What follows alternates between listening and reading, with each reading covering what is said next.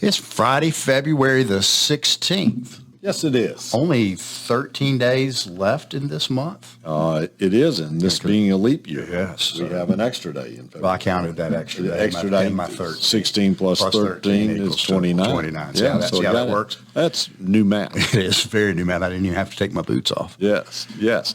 Well, this was a week of two pieces of data that were inflationary oriented, and unfortunately, they both came in hot.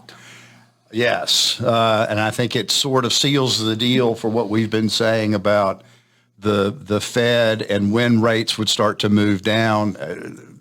I think the summer at the earliest is what we have predicted, and I think that it's going to continue to push it out further if we continue to get data like that. It was an interesting reaction. CPI and PPI came out this week. PPI was this morning. CPI was earlier this week. Right. Both of them ticked up from... One's on the consumer side, one's on the wholesale side, and they both were hot. They both ticked up from December, and they moved closer to where they were a year ago last year. And that was information that the Federal Reserve wants the interest rates to go the other way in order that they see inflation going down. The real fear in the market, it's not there yet. It's a flashing yellow light. The real fear is with rising interest rates, will the Fed have to come back in and orchestrate a harder landing by increasing interest rates again? And that would be a bad deal. That would be bad, and you would see a market sell-off of some magnitude. So hopefully we don't have to go that route, and that they'll just be data dependent over the next 3 or 4 months and just stand firm.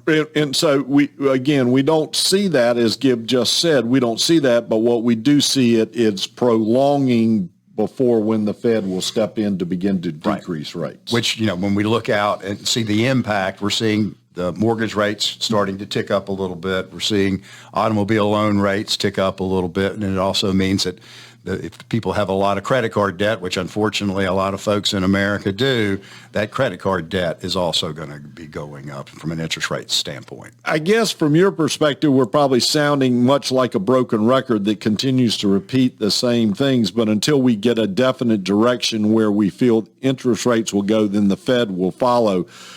We would be wrong to accelerate our equity buying and our going out longer on duration, but we would be amiss if we didn't continue to slowly walk towards that. So it is steady as we go. The silver lining there is that we do continue to own a lot of Treasury bills, and it just means that it will allow the Treasury bill rate to remain where it is right now within a range.